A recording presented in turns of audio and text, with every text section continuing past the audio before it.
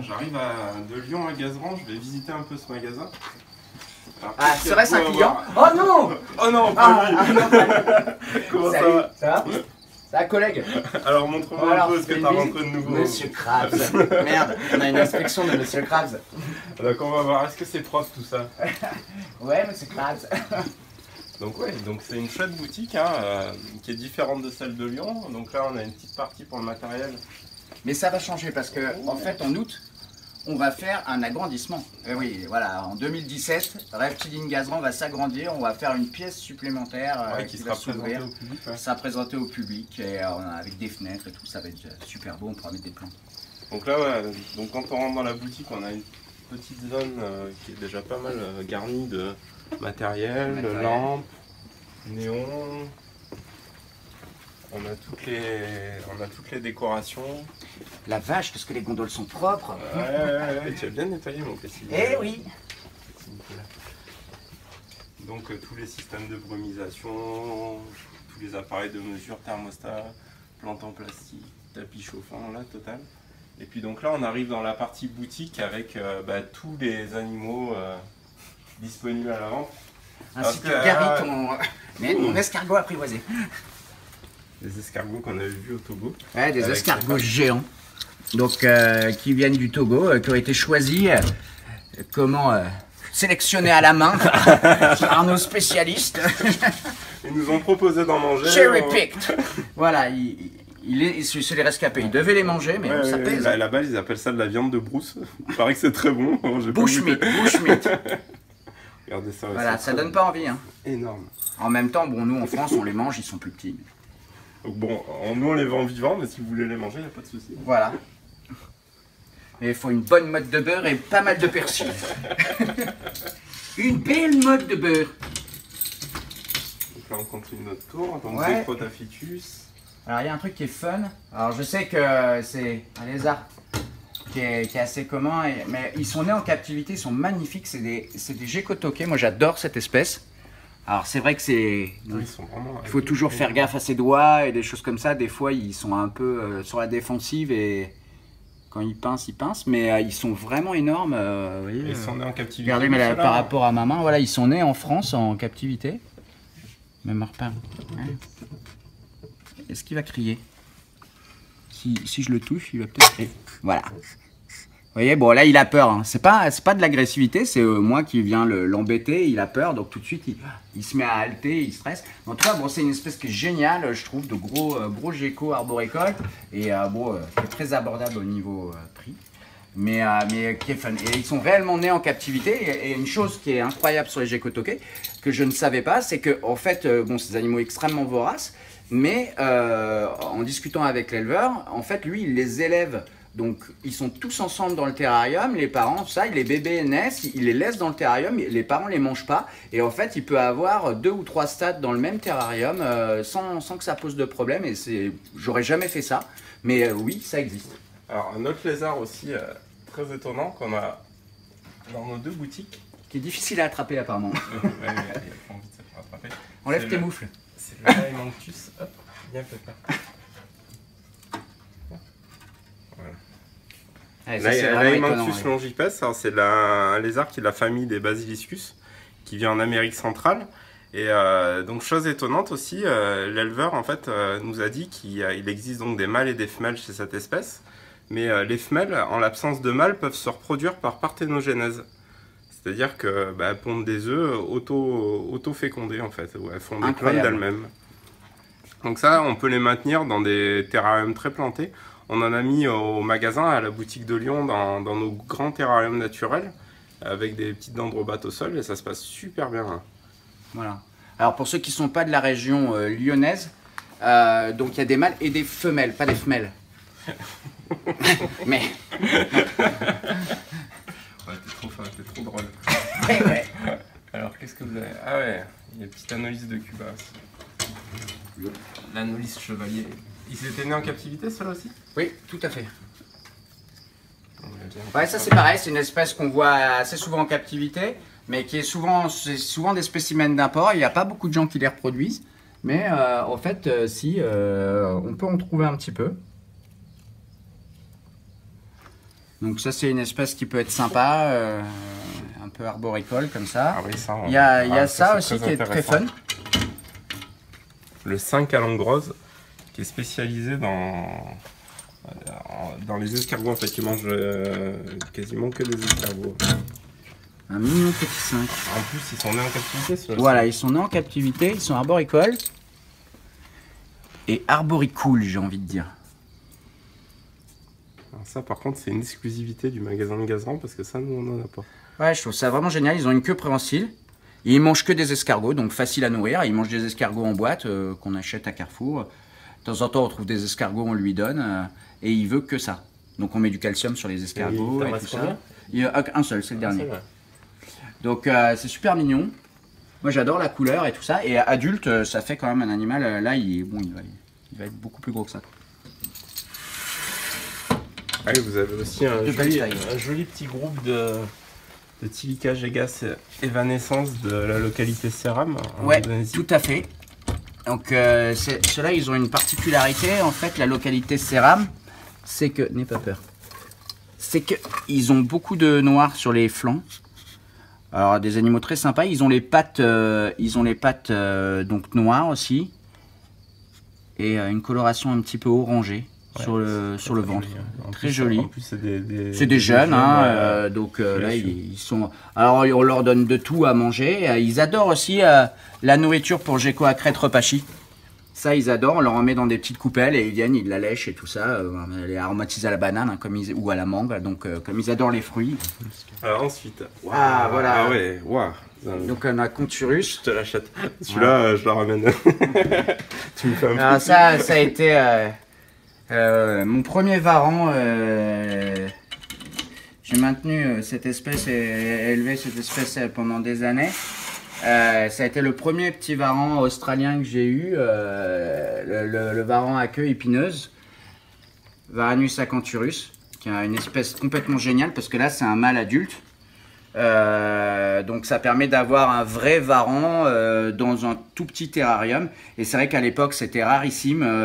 Moi mon premier acanthurus c'était Philippe Gérard qui écrit tous les bouquins sur les reptiles qui me l'avait offert. C'était un mâle qui avait malheureusement tué la femelle pendant un accouplement et je l'ai gardé pendant je sais pas 15 ans, quelque chose comme ça. Et en fait, vous voyez, ils peuvent être super cool, super imprégnés. Moi, le mien, je l'attrapais par la queue comme ça, je le mettais dans les insectes et il mangeait comme une pince comme ça et tout. C'est vraiment une bête super excellente, quoi. Et facile à élever et maintenant qui est assez présente en captivité, bien reproduite. Quoique ces derniers temps, on n'en voit plus trop. Ah oui, t'as encore des iguanes du désert aussi, c'est vrai ça? Exactement. Ça, c'est un petit iguanidé.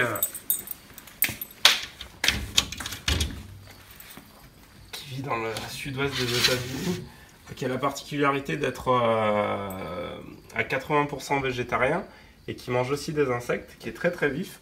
Alors on peut les mettre dans des terrariums avec du sable et la chose assez étonnante, c'est qu'ils creusent des galeries et la nuit en fait ils ferment l'entrée des galeries et ils les réouvrent le matin. Ils sont très actifs. Ouais, c'est génial, moi j'adore, ça grimpe bien et tout, et puis bon en plus ça mange des végétaux. Ouais.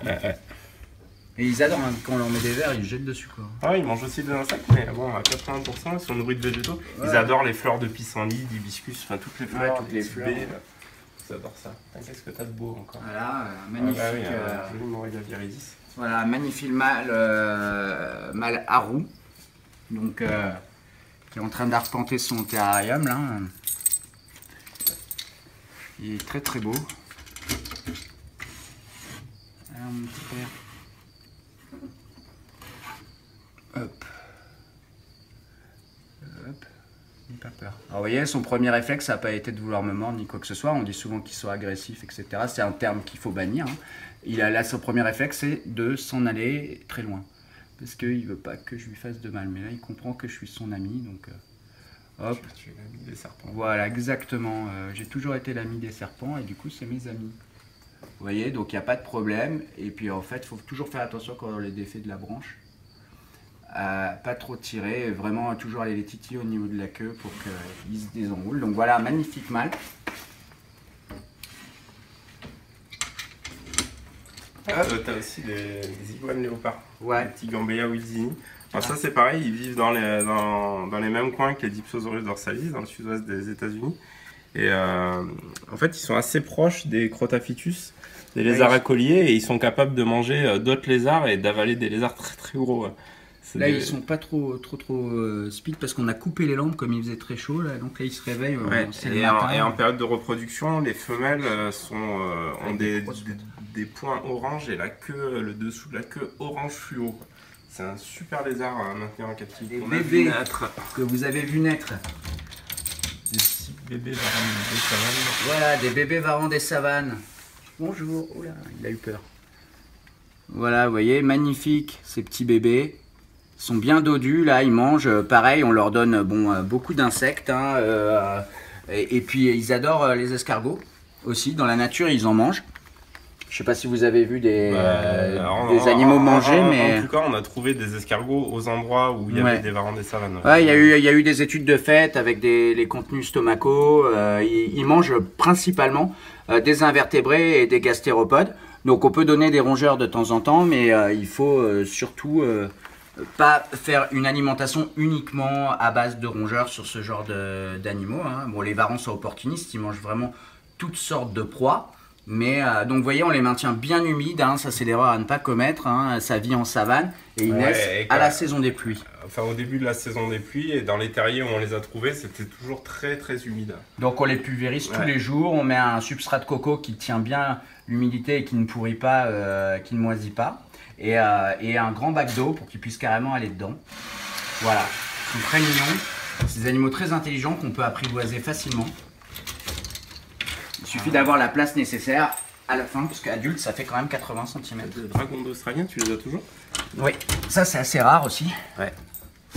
Intelagama lesuri, j'avais déjà fait une vidéo, vous pouvez toujours la voir sur notre chaîne YouTube. Alors quand ils sont petits, ils sont gris, mais après les mâles adultes en fait prennent le ventre bien rouge vif, avec des lignes noires très marquées. Et c'est un lézard qui fait 90 cm pour les mâles, qui est très massif. Et incroyable, il ressemble un peu à un sphénodon adulte. Ça c'est vraiment chouette. Il peut s'élever en extérieur dans le sud de la France quasiment toute l'année. À condition de lui faire un enclos adapté bien sûr, hein, si vous le lâchez comme ça. Je sais qu'à l'époque tu les avais reproduits plusieurs fois. Ouais, ils se reproduisaient bien. Ouais. Bon à l'époque personne connaissait, donc personne n'en voulait, mais maintenant tout le monde en voudrait. Et ils ne les élèvent plus. Donc voilà, on a reçu aussi des très belles petites tortues léopards. C'est des bébés qui viennent...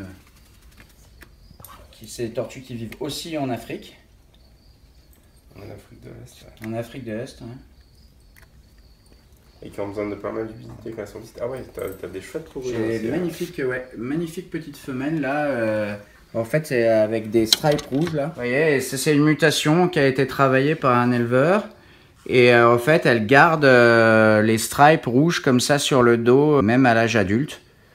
Donc, une très très belle mutation, un très très beau travail d'élevage pour des spécimens qui vont être très colorés et avec ces deux stripes rouges que je trouve, moi j'adore les stripes en plus, que je trouve vraiment sympa quoi. Donc voilà, des beaux petits pogonards. C'est des femelles en plus. Donc celle-ci, elle est vraiment super rouge là, la petite, ou elle est super vive là. Reviens. Vraiment très très rouge et orange, ça va être magnifique. Allez, hop là. Super. T'as une trace du rouge sur les doigts, fais gaffe. Ouais, c'est mon rouge à lèvres. Ouais, vous avez aussi un petit groupe de lézards à collier, Crotaphytus colaris colaris. Exactement, c'est que des femelles. Ouais. Bah, t'as un gros mâle aussi, ouais, mais elles sont nées en captivité celles-ci. Hein. Voilà, nées en captivité en France. Ah là, il y a une jolie femelle là-bas au fond. Regardez celle-ci. Ouais, on voit des points orange. Ouais. Voilà, c'est pareil, hein, ils sont pas encore super chauds parce que les spots. Voilà. Ensuite, qu'est-ce que tu as donc de très beau? Regarde ceci. Ah ouais, des trapélus. Ouais, des trapélus. Ah, bravo bébé. Eh oui. Il passe dans le champ de la caméra. C'est les trapélus savini. Ah. Ouais, votre femelle, elle est gravide encore. Ouais, c'est ça. Ouais. Un joli couple. Alors les mâles en période de reproduction prennent la tête entièrement bleue. Ah, quelqu'un essaye de me joindre. Donc le mâle en haut qui a une allure plus svelte. Et la femelle qui est énorme, vraiment énorme. Il faudra lui préparer une petite boîte de ponte. Alors on pourra peut-être dans les prochains mois vous proposer des bébés. Ah non, oui, la boîte de ponte, elle est déjà... Je suis mauvaise langue. Ils l'ont déjà préparé. Ils l'ont mis dessous. Tu crois que... Qu'est-ce que tu crois, monsieur? Ah, vous avez fait ça tout. On savait que tu venais. On voulait pas se faire tuer. Ça, c'est super aussi. Cette espèce là de 5, les Dacia. Ouais, je crois que ça a changé, c'est l'un pour l'épice. Ah ouais, parce que Dacia ça faisait un peu genre sous-marque de Renault. Donc c'est un Dacia. C'est lequel celui-là? C'est le Roadster? C'est le Duster. Non, c'est le Dacia Olivaceus. Et il est magnifique, c'est un petit 5 arboricole. Donc ils sont nés en captivité. D'habitude, c'est surtout des animaux d'import, mais ceux-là sont nés en captivité. Et ils sont super sympas. J'aime beaucoup cette espèce, je trouve ça rigolo. On n'en voit pas souvent. Et après, on a aussi des geckos à crête vraiment chouettes, quoi. Là, il y a des beaux spécimens. Ça, bah voilà, ça j'ai commencé à en faire il y a très longtemps parce que j'étais ami avec Alan Repachi. Je l'avais rencontré en 98 aux États-Unis. J'étais allé chez lui pour chercher des Chlamydosaurus, puisque Alan est un... Oups là, ouais, il faut avoir du réflexe. Est un éleveur de lézards hors pair. Il a élevé des varans, il a élevé toutes sortes de lézards. C'est un peu le père du Rhacodactylus en captivité. Il a mis au point des nourritures spécifiques et tout. Et à l'époque, j'avais ramené des Rhacodactylus qui venaient de chez lui. Et c'est vrai que là-bas aux États-Unis c'était déjà assez populaire. Ici en France, bon, c'était au début des années 2000. Un Rhacodactylus, c'est un Corelophus. C'est un Corelophus, mais moi je suis old school. Je suis d'ancienne école. Je dis toujours un chondropython viridis. Je dis toujours un chondro. Un chondropython. Ça c'est un... Oups. Ils sont magnifiques. Alors c'est sûr que c'est la nuit que les couleurs pètent le plus, mais des beaux spécimens pinstripe, harlequin, etc. Ils sont tous cachés dans les plantes la journée. En plus, là, c'est l'été, il fait chaud, alors ils aiment pas trop, quoi. Il faut faire toujours attention aux températures, parce que c'est des reptiles qui n'aiment pas beaucoup la chaleur. Ouais, il faudrait faire une vidéo la nuit pour bien... Voilà, ouais, pour les couleurs, parce qu'ils sont vraiment magnifiques. J'ai quoi crête? Ouais, là, c'est des Leiocéphalus, je l'ai perdu. Un petit iguanidé qui vit sur les plages en fait et les bordures forestières de l'île de Hispaniola, ouais. Donc Saint-Domingue, Haïti, et qui est vraiment très actif, super sympa. Alors celui-là on peut le maintenir sur du sable. Ça c'est des Agama persimilis qui vivent dans la savane aux endroits où justement il y a les pitons réjus et les varans de savane. Mais là, j'ai un Chlamydosaurus qui coiffe un peu, là, qui ouvre un peu sa collerette. Là. Alors, c'est vraiment une espèce que j'adore parce que j'avais toujours rêvé d'en avoir quand j'étais plus jeune et c'était quasiment introuvable en Europe. Et c'est pour ça que je suis allé aux États-Unis chez Alan Repachi parce que ça a été un des premiers au monde à les reproduire bien. Il avait acheté quasiment tous les Chlamydosaurus d'import qui était arrivé aux États-Unis. Il avait plein de groupes et il sortait à la fin des milliers de bébés. Alors là c'est marrant parce que d'habitude ils ont plutôt la collerette qui est plaquée contre le corps. Donc la collerette elle peut se déployer parce qu'en fait il y a des os en fait à l'intérieur qui sont reliés aux os de la mâchoire en fait. Et quand ils ouvrent la bouche ils peuvent la déplier. Mais ils peuvent quand même la déplier un petit peu sans ouvrir la bouche. Alors souvent c'est des lézards qu'on croit, enfin que les gens pensent entre guillemets agressifs et tout, alors qu'en fait ils sont adorables. Moi j'avais acheté des adultes d'import que Alan avait acclimatés et ils étaient super cool.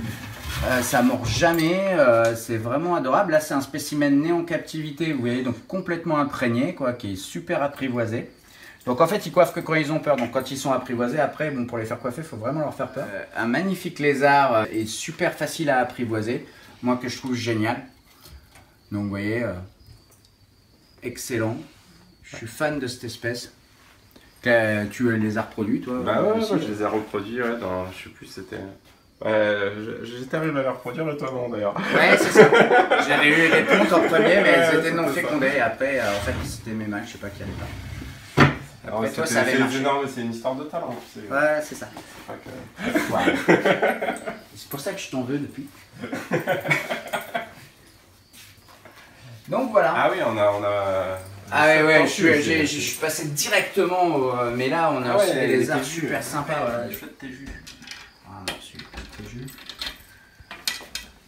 Bah, à l'époque, mon ami Bertlanger Welf en Alabama les élevait par milliers avec succès. Et il a fait plein d'observations intéressantes. En fait, c'est des animaux qui ne sont pas ectothermes comme tous les reptiles, mais qui sont capables, en période de reproduction, notamment pour les femelles, ça a été prouvé, d'augmenter d'eux-mêmes leur température interne corporelle sans contraction musculaire comme c'est certains pitons. Bah voilà, ouais. A priori, ça serait juste en boostant leur métabolisme, en fait, ils produiraient de la chaleur et ça leur permet d'être actives à des périodes de l'année où il fait très froid et d'augmenter en fait leur période d'activité en pouvant eux-mêmes monter leur température corporelle. Ouais, ce qui est complètement incroyable comme découverte. En fait, Bert Langerfeld est quelqu'un d'assez underground, quoi, que pas beaucoup de gens connaissent, mais en fait qui a travaillé énormément sur les lézards et qui a fait des observations incroyables pendant des années. Il a été très très fort et il avait prouvé aussi que si on faisait varier les températures d'incubation entre le jour et la nuit, en fait, les téjus naissaient tous à la même heure, le matin, entre 9 et 10 heures, je crois. Voilà. C'est un petit peu comme les tortues marines. Quand on voit des reportages sur les tortues marines, elles sortent la nuit parce qu'il y a moins de prédateurs. Et en fait les œufs ressentent le cycle jour-nuit, en fait. Voilà. Et toutes les tortues sortent en même temps pour pouvoir avoir les plus de chances possibles de survivre. Et bah, c'est la même chose chez les téjus. Il avait observé ça aussi. À l'époque, tout le monde s'était un petit peu moqué. C'est lui aussi qui avait à l'époque découvert, c'était dans les années fin des années 70, que la température d'incubation influait sur le changement de sexe, en fait. Et de certaines espèces. Ouais, de certaines espèces. Je crois qu'il avait vu ça sur le lézard du Caucase. Et quand il avait présenté ça à une communauté scientifique, tout le monde s'était foutu de sa figure en disant qu'il lui avait dit « Bert, tu connais pas le chromosome X et Y ». Alors que bon, aujourd'hui... Voilà, maintenant, voilà. Mais c'est grâce à l'observation d'éleveurs comme ça qu'on a pu avancer à tous les niveaux. Exactement, comme quoi élevage et science peuvent être tout à fait compatibles. Voilà. Donc après on a des tortues, on a quelques beaux pitons réjus adultes aussi. Là j'ai un beau mâle, là on les a nourris, donc, mais sauf le paille, un beau mâle piebald qui est vraiment génial, un reproducteur. Moi je suis fan de cette mutation, c'est une des plus anciennes mutations qui existent en captivité, mais c'est pour moi une des plus classes. Ça reste toujours un top. Voilà, celui-là il est vraiment terrible. Olivier qui est en train de se battre avec un caméléon. Hey, hey, ils sont pas enlève-le moi, enlève-le. Je venais de voir que vous aviez un super beau mâle par balise. Ouais, il est magnifique. Il est très gentil. Ouais, il est super sympa. Fais gaffe, tu saignes un peu de non, je déconne. Voilà, ça y est, maintenant il sait qu'Olivier est son ami. Voilà. Peut-être que si je lui montre un serpent. On fait un combat, c'est c'est quel le plus fort, le rhinocéros ou l'éléphant? Et donc voilà, donc je voulais vous montrer avant qu'Olivier arrive avec son caméléon fantastique. Ce magnifique mâle piebald, vous voyez, il a même des petites taches noires comme ça, et le petit bout de la queue blanc, je le trouve superbe. C'est un très beau spécimen reproducteur. Voilà. À l'époque, on rêvait d'avoir des animaux comme ça et c'était très difficile d'y accéder et puis ils coûtaient très cher. Maintenant, ils sont devenus abordables. Donc, vous pouvez vous faire plaisir pour des sommes tout à fait modiques, on peut dire. Hein, ouais, bah, vaut mieux prendre un caméléon, franchement. Ah. C'est quand même vachement plus classe. Moi, je suis désolé. Moi, je trouve que le python réjus, c'est plus fort. Peut-être plus fort, mais pas plus beau. Ouais, bah moi je trouve que si. Mais c'est pas grave. Ah, c'est ton côté girly. Non, mais il est vraiment magnifique, c'est vrai. Et tu vois, au final, très amical. Ouais, c'est vrai. Non, mais il faut le... Non, mais ils ont peur, c'est normal. Alors, en même temps, vous voyez sa tête. Bon. Moi aussi, je flipperais. Il nous a fait un plan rasage façon homme des cavernes. Voilà. Allez, vas-y, continue. Continuons. Alors là, après, c'est tout un pôle de serpents, plutôt, uniquement. Des pitons, des boas, beau spécimen de Salmon Jungle là. Voilà, des pitons réjus, des colubridés, des couleuvres, après quelques belles tortues d'eau aussi. Ah oui, t'as des jolies émiduras. Exactement, des très belles petites émiduras, donc nées en captivité en France, il faut le dire. C'est pas tout le monde qui les reproduit. Une de nos clientes éleveuses qui les reproduit, elles sont magnifiques. Elles viennent de Papouasie-Nouvelle-Guinée, celle-là, je crois. À la base, oui. Ouais. Mais là, elles viennent de la région parisienne. Ouais, vas-y, je viens du 9-4. Donc voilà, et en fait, vous voyez, quand elles se mettent en protection, elles mettent leur cou sur le côté. Ce que les Américains, des fois, appellent... certaines espèces qui font ça, ils appellent ça side neck turtles. Hop, très coloré. La couleur s'estompe un petit peu quand elles grandissent, mais au départ, elles sont vraiment magnifiques. Des petites quinosternes. Ouais. Ça, c'est l'avantage originaire du Mississippi. Ouais, ce que j'aime bien, c'est que ça rappelle un petit peu la tortue alligator dans un sens. Mais l'avantage, c'est que là, on est sur une petite tortue qui permet d'être élevée dans un aquaterrarium, dans un terrarium de petite taille. Ah, ça, c'est sympa. Et puis Pélomédusa qui vient du Togo. Voilà, qui elles par contre ont besoin de beaucoup plus de place puisque adultes, elles deviennent assez grosses, hein, de l'ordre de 25-30 cm. Voilà, là on passe dans l'univers fabuleux des batraciens. Je vais te laisser présenter ces magnifiques Agalignis caïdrias. Originaire d'Amérique centrale. Voilà, qui sont en train de dormir. Alors quand elles dorment, elles sont pas très belles. Ouais, et dès qu'elles se réveillent, elles ont les yeux. Donc là, c'était des bébés que tu avais eu nés en captivité. Voilà, des bébés nés en captivité qui ont bien poussé, là, et commencent à être bien balèzes. Ouais, alors là, dès qu'elles se déplient, là, c'est le festival de couleurs, hein, les yeux rouges vifs, comme le démon, et les pattes orange, et les côtés bien bleus. C'est juste un joyau de la nature, hein. Elle est souvent représentée sur les images il y avait même de la canopée, Ikea, des posters, le Rainforest Café à Disney. Magnifique grenouille. Après, t'as quoi comme... Ah oui, t'as un petit... Des petites dendrobates super sympa. Un petit assortiment de dendrobates, donc des Locomelas avec deux patrons de coloration différents, des plutôt classiques, et les autres, ça s'appelait comment? C'était léopard. Les jaguars. Jaguar. Non, jaguar, c'est le nom vernaculaire. Ouais, léopard, ou enfin, elles ont des toutes petites taches, elles sont super belles. On a des Zoratus aussi. Des Zoratus, super sympa. Ouais. Alors, normalement, vous avez plusieurs. Ouais, on a plusieurs des formes. Donc... Fais attention. Hop. Attention. Ah bah bravo. Ouais. Et voilà. C'est pas grave. Elle est restée collée. Elle est sur ta basket. Elle est restée collée sous ma chaussure. Donc là, il y a des microspots. T'es pas fait pour les grenouilles. Ok. Alors, définitivement, Olivier ne sera pas un bon éleveur de dendrobates parce qu'il les perd. Bon. Mais putain, mais rabat-là. Putain. J'arrive pas. Oh là. Putain. L'assistant démoniaque, quoi. C'est quoi, c'est... Bah putain, ouais, là, elle va être bien chevelue, quoi. On a la forme poilue aussi. on a la forme heavy metal, tu vois. Avec les cheveux longs. Arrête. C'est quoi ça, là, cette conne? Ah putain, c'est scandaleux comme mec. Jamais plus tu visites ma boutique. Vas-y, je pousse. Je l'ai. Attends. Vas-y, elle revient vers toi là. Attrape-la. Mais putain. Putain, c'est quoi, t'es viré.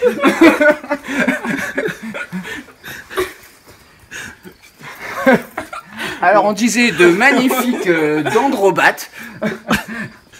fait pour des gens adroits. C'est un animal. On a la forme poilue. La forme chevelue.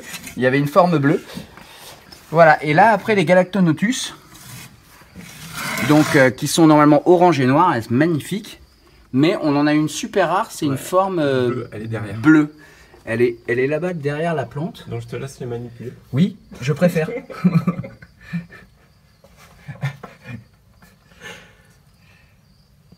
Parfait. Magnifique. Alors, si vous aimez le bleu, il n'y a pas de problème. On a ce qu'il faut. Des petits êtres bleus qui sont toujours heureux. Non, tu ne mets pas tes mains dedans. Non, tu n'y touches plus, toi. Tu n'ouvres même pas la vitre. Voilà, les Azureus, hein, moi, ça reste quand même mes préférés. C'est une grenouille qui est quand même maintenant très bien élevée en captivité commune. À savoir hein, que tous les spécimens qu'on vous présente dans la vidéo sont nés en captivité. Hein. Et puis en plus, on fait une promo en ce moment, c'est à 75 €. C'est vrai, putain, j'en prends 10. Non, elles sont nées en captivité, donc certaines en France, certaines à l'étranger. Elles sont vraiment magnifiques, adultes, elles deviennent vraiment grosses. Donc là, on a un autre terrarium avec des Azureus, je vais vous les montrer. Ah oui, là, c'est des adultes. Quoi. Vous voyez, ce qui est génial avec cette espèce, c'est qu'elle se montre vraiment super bien. Ah, vous voyez, elles sont toutes devant là. Et en fait, pourquoi elles sont toutes devant? Astuce! Parce qu'on a mis un bout de banane, en fait, et donc toutes les drosophiles se mettent sur le bout de banane. Et puis là, vous leur avez donné à manger des pucerons, je vois. Ouais, des pucerons aussi. Ouais. On leur donne des colamboles, on leur donne des micro-grillons. Alors on dit souvent que les dendrobates se noient, ne savent pas nager. Nous, on a pas mal d'eau là dans ce terrarium et jamais aucune s'est noyée. En fait, elles nagent très bien. Mais tu leur as appris à nager? T'as fait comment? Oui, bien sûr. En fait, je les ai amenés à la piscine tous les mardis soirs. Tous les mardis soirs, on avait piscine, on mettait nos maillots et c'était parti. Et en fait, elles savent très bien nager. Ce qu'il faut, c'est qu'elles puissent avoir accès, vous voyez, hop là, celle-là, elle a nagé, et vous voyez, elles peuvent remonter sur la paroi, mais après, comme il y a plein de plantes, plein d'aspérités et tout ça, elles peuvent remonter. Ce qu'il faut, c'est qu'elles ne soient pas évidemment dans un endroit où elles ne peuvent pas remonter et se poser. Évidemment, au bout d'un moment, on finit par noyer. Même quand on est un nageur émérite comme moi, si on me laisse dans la piscine, je ne peux plus remonter, je coule. En fait, je nage comme une pierre. Je nage comme une enclume. Et voilà, et pour finir, alors là, voilà, on sait que tu adores ça, les insectes au corps segmenté. On sait que tu adores ça. En fait, qui vous regarde en plus, allez, voilà, il a une phobie des insectes à corps segmenté. Attention.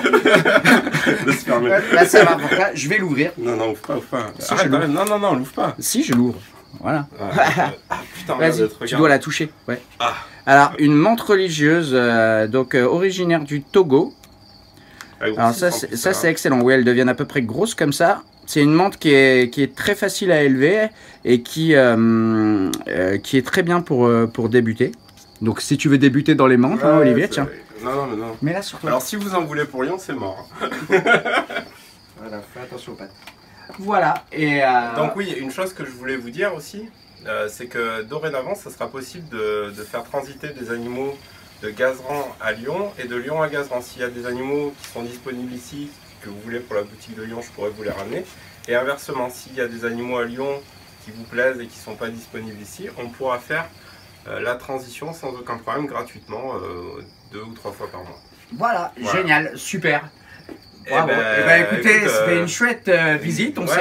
On a bien ramassé des grenouilles sous les meubles et on était contents en tout cas d'être tous les deux pour vous présenter ces animaux et un petit peu la boutique. Voilà. Et on vous dit à bientôt sur notre chaîne YouTube. Allez, salut. Salut.